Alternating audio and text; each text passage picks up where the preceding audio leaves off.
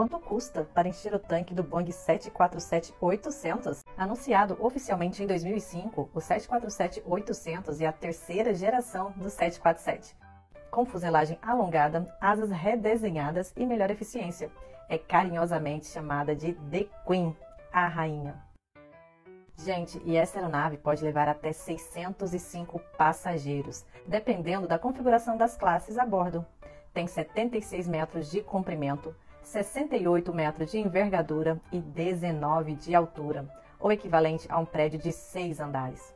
Seu peso máximo de decolagem é de incríveis 448 toneladas. Pode voar até 14.300 km sem precisar reabastecer. E para encher de querosene seu tanque de 238 mil litros, você vai ter que desembolsar nada mais nada menos que R$ 1.650.000.